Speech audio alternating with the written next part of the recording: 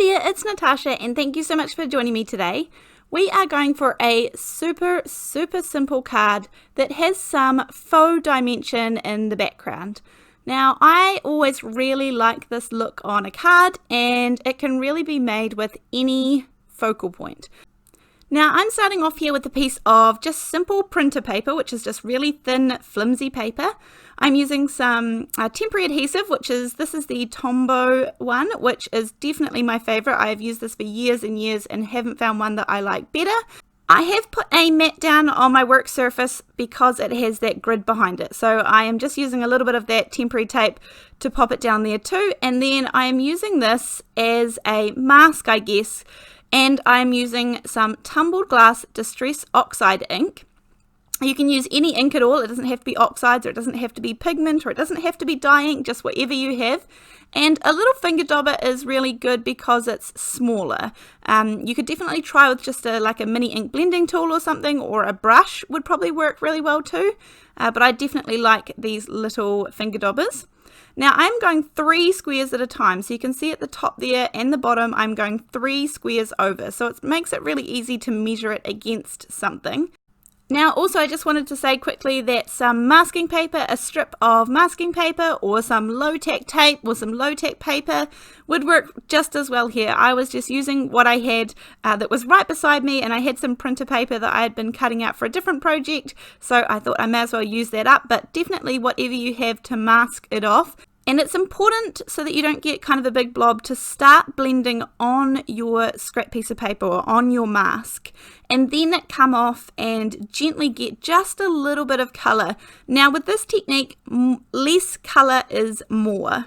Sometimes I think when I'm blending and I have that mask there, I think, oh, I've got, not much colour there. I can't really see very much colour on my panel. And then when I take it away, I think, wow, there's a lot more there than I thought there was. So that's kind of what I'm going for. I'm trying to do less, but they don't have to be perfectly even. You can see that mine are definitely not even, and it doesn't matter in the end. So once I've done all one way, I'm actually going to turn my paper completely sideways because I'm not sure, but as a right-handed person, I found this really challenging to kind of mask this way. So I'm going to turn my mat sideways in a second. And I did actually get a new piece of printer paper because that one was well and truly soaked with ink.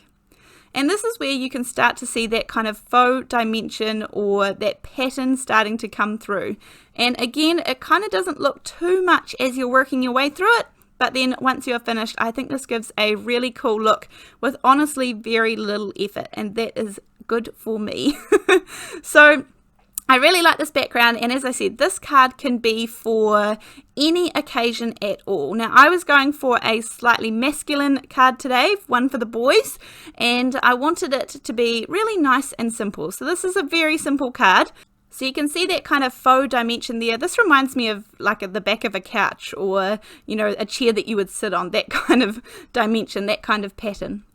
Now this is what is going to go and be my focal point on my card today. I've used the Hero Arts Infinity dies and cut one out in just a piece of plain white cardstock. I'm going to pop it into my MISTI. A stamping tool is good here for this technique. And I guess a stamping platform is not mandatory in card making at all, and they are a little bit of an investment. However, if you're able to, they are a good investment, and you will use it all the time, and it will definitely improve your stamping. So there's lots of really fun techniques that you can do with it as well, and there are lots of good brands out on the market. Definitely not just this MISTI. I have the mini MISTI here, but there are lots of good brands out there. So that's just my 2 cents, and I am going to stamp a little bit of this using some finger daubers and some vintage photo, just any brown ink. And you can see there I'm just trying to get some of what would be the trunk and the wood kind of part of the tree. Then I've got a couple of different greens up here to get my leaves and the rest of my tree. I am using finger daubers because I find that much easier than these larger ink pads to go directly to the stamp, but just whatever you have. Some people might have little mini ink cubes, and that would work much better for getting into this little parts of the tree. And I just stamp this over and over again using some of those different colors. So I have the 3 greens. I have Twisted Citron, Mowed Lawn, and Lucky Clover, I think it was. And so I just want a little bit of texture and a few different colors in my treetops so they don't look quite as plain. So I'm just having a play around, and honestly this doesn't need to be perfect, and as you can see with the brown that I did at the beginning, it kind of looked messy when I started and looked like I might have done a little bit too much, but it turns out fine once you add the green and things. And the one good thing about Oxides here is that they layer up really well, so they layer on top of each other nicely, so I'm pretty happy with my little finished tree here. Now, I don't know if the next part here is being resourceful or being lazy, or maybe a little bit of both. You can see that tree there in the bottom left-hand corner of my stamp set. I am just going to use the Mowed lawn here and get a little bit of scrap piece of paper underneath, and I'm going to make this into my grass underneath my tree. Now, I'm just using the side of the tree, obviously, and inking that up, and I think it turns out pretty good. I don't think you can tell that I used a tree to stamp my grass at all, so it just needed grounding so that the tree wasn't sitting there floating.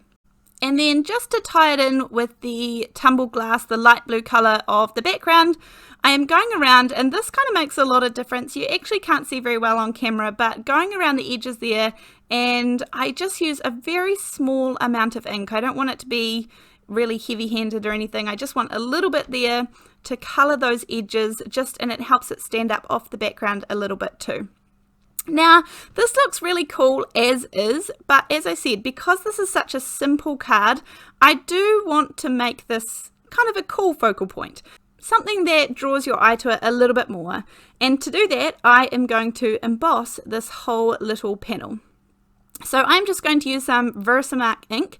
This is just a sticky embossing ink, and I must admit, although this one is a little pricier than some on the market, I have been through a lot of embossing pads, and for here in New Zealand, maybe it's our climate, I'm not sure what it is, but this one works the best for me. This one causes me the least amount of stress when it comes to getting really good coverage with the embossing powder and making it stick. So this is the one that I recommend. However, I'm sure there are plenty more out there that work for you. It often depends a lot on climate and things where you live.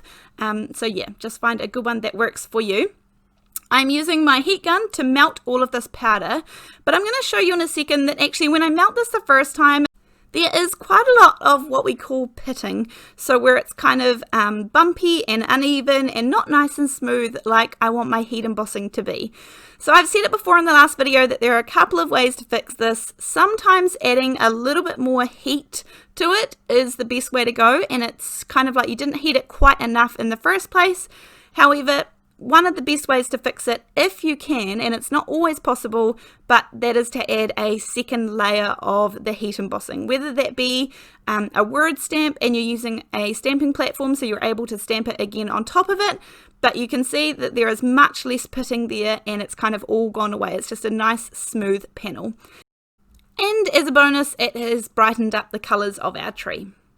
Now I have this sentiment stamp set here, which I'm going to use for this one. I just kind of thought it was a nice masculine font that I could use, if there is even such a thing. I'm going to just have it plain and simple, say, wishing you a happy birthday.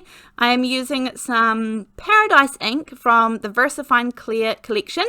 I am really enjoying my pigment inks here, because I find them really good for stamping sentiments. They're really good for blending. I've done lots of videos on this on my channel, and I was definitely surprised by how much I loved these inks. Now again, because this is such a simple card, I'm going to pop up my panel here. Now just with foam tape like this, if you take off the release paper as well, you are able to bend it around in a really nice circle, so that helps keep it nice and pretty if people are looking from the side. Then as usual in my little glue bottle, I have the Ranger Multi-Medium in the matte finish. That is my go-to glue. I love this glue. And I have popped that onto my card. Now in the beginning, I think you guys saw I cut it down to 4 by 5 1/4 just so it has a nice little border there. And then I am simply going to stick this little banner down here on the side, and then just to finish it off, as I said, finishing details can be really important.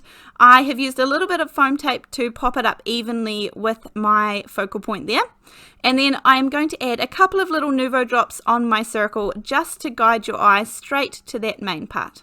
Now I went ahead after this and created lots of these in different colors. I love creating this background. I wanted lots of it to show through, and it is so simple to do in any ink colors, any inks. And the key to it is to have a light hand when you are inking it up.